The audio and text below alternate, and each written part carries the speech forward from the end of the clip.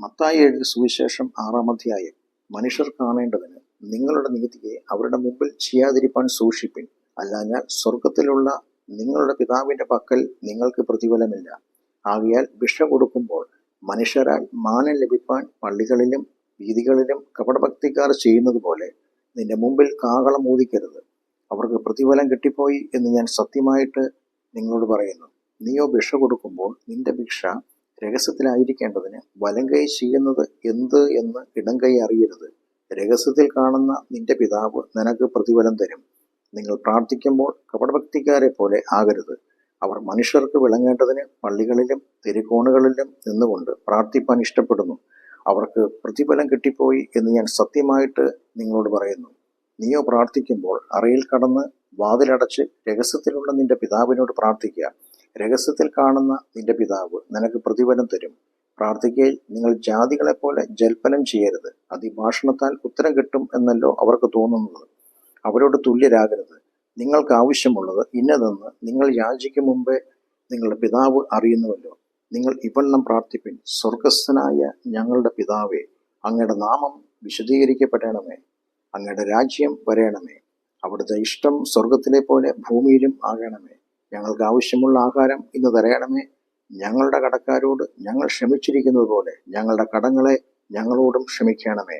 ഞങ്ങളെ പരീക്ഷയിൽ കടത്താതെ ദുഷ്ടങ്ങളിൽ നിന്നും ഞങ്ങളെ വിടുവിക്കണമേ. രാജ്യവും ശക്തിയും മഹത്വവും എന്നേക്കും അവിടുത്തേക്കുള്ളതല്ലോ. നിങ്ങൾ മനുഷ്യരോട് അവരുടെ പിഴകളെ ക്ഷമിച്ചാൽ സ്വർഗസ്ഥനായ നിങ്ങളുടെ പിതാവ് നിങ്ങളോടും ക്ഷമിക്കും. നിങ്ങൾ മനുഷ്യരോട് പിഴകളെ ക്ഷമിക്കാഞ്ഞാലോ നിങ്ങളുടെ പിതാവ് നിങ്ങളുടെ പിഴകളെ ക്ഷമിക്കുകയില്ല. ഉപവസിക്കുമ്പോൾ നിങ്ങൾ കപടഭക്തിക്കാരെ പോലെ വാടി മുഖം കാണിക്കരുത്. അവർ ഉപവസിക്കുന്നത് മനുഷ്യർക്ക് വിളങ്ങേണ്ടതിന് മുഖം വിരൂപമാക്കുന്നു. അവർക്ക് പ്രതിഫലം കിട്ടിപ്പോയി എന്ന് ഞാൻ സത്യമായിട്ട് നിങ്ങളോട് പറയുന്നു. നീയോ ഉപവസിക്കുമ്പോൾ നിന്റെ ഉപവാസം മനുഷ്യർക്കല്ല, രഹസ്യത്തിലുള്ള നിന്റെ പിതാവിന് വിളങ്ങേണ്ടതിന് തലയിൽ എണ്ണ തേച്ച് മുഖം കഴുകുക. രഹസ്യത്തിൽ കാണുന്ന നിന്റെ പിതാവ് നിനക്ക് പ്രതിഫലം നൽകും. പുഴുവും തുരുമ്പും കെടുക്കുകയും കള്ളന്മാർ തുറന്ന് മോഷ്ടിക്കുകയും ചെയ്യുന്ന ഈ ഭൂമിയിൽ നിങ്ങൾ നിക്ഷേപം സ്വരൂപിക്കരുത്.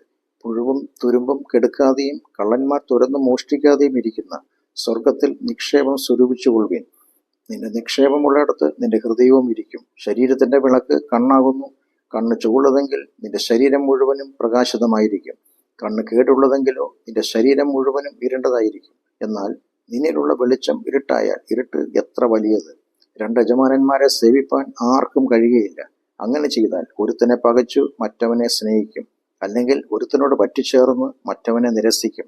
നിങ്ങൾക്ക് ദൈവത്തെയും മാമോനെയും സേവിപ്പാൻ കഴിയുകയില്ല. അതുകൊണ്ട് ഞാൻ നിങ്ങളോട് പറയുന്നത്, എന്ത് തിന്നും എന്ത് കുടിക്കും എന്ന് നിങ്ങളുടെ ജീവനായിക്കൊണ്ടും എന്ത് ഉടുക്കും എന്ന് ശരീരത്തിനായിക്കൊണ്ടും വിചാരപ്പെടരുത്. ആഹാരത്തെക്കാൾ ജീവനും ഉടുപ്പിനേക്കാൾ ശരീരവും വലുതല്ലയോ? ആകാശത്തിലെ പറവകളെ നോക്കുവിൻ. അവ വിതയ്ക്കുന്നില്ല, കൊയ്യുന്നില്ല, കളപ്പുരയിൽ കൂട്ടി വയ്ക്കുന്നതുമില്ല. എങ്കിലും സ്വർഗസ്ഥനായ നിങ്ങളുടെ പിതാവ് അവയെ പുലർത്തുന്നു. അവയേക്കാൾ നിങ്ങൾ ഏറ്റവും വിശേഷതയുള്ളവരല്ലയോ? വിചാരപ്പെടുന്നതിനാൽ തൻ്റെ നീളത്തോട് ഒരു മുഴം കൂട്ടുവാൻ നിങ്ങളിൽ ആർക്ക് കഴിയും? ഉടുപ്പിനെക്കുറിച്ച് വിചാരപ്പെടുന്നതും എന്ത്? വയലിലെ താമര എങ്ങനെ വളരുന്നുവെന്ന് നിരൂപിപ്പിൻ. അവ അധ്വാനിക്കുന്നില്ല, നൂൽക്കുന്നതുമില്ല. എന്നാൽ ശലോമോൻ പോലും തൻ്റെ സർവ്വമഹത്വത്തിലും ഇവയിൽ ഒന്നിനോളം ചമഞ്ഞിരുന്നില്ല എന്ന് ഞാൻ നിങ്ങളോട് പറയുന്നു. ഇന്നുള്ളതും നാളെ അടുപ്പിലിടുന്നതുമായ വയലിലെ പുല്ലിനെ ദൈവം ഇങ്ങനെ ചമയിക്കുന്നുവെങ്കിൽ അല്പവിശ്വാസികളെ നിങ്ങളെ എത്രയധികം! ആകയാൽ നാം എന്തു തിന്നും എന്ത് കുടിക്കും എന്ത് ഉടുക്കും എന്നിങ്ങനെ നിങ്ങൾ വിചാരപ്പെടരുത്. ഈ വകയൊക്കെയും ജാതികൾ അന്വേഷിക്കുന്നു. സ്വർഗസ്ഥനായ നിങ്ങളുടെ പിതാവ് ഇതൊക്കെയും നിങ്ങൾക്ക് ആവശ്യമെന്ന് അറിയുന്നുവല്ലോ. മുമ്പേ അവൻ്റെ രാജ്യവും നീതിയും അന്വേഷിപ്പിൻ, അതോടുകൂടെ ഇതൊക്കെയും നിങ്ങൾക്ക് കിട്ടും. അതുകൊണ്ട് നാളേക്കായി വിചാരപ്പെടരുത്. നാളത്തെ ദിവസം തനിക്കായി വിചാരപ്പെടുമല്ലോ. അതത് ദിവസത്തിന് അന്നന്നത്തെ ദോഷം മതി.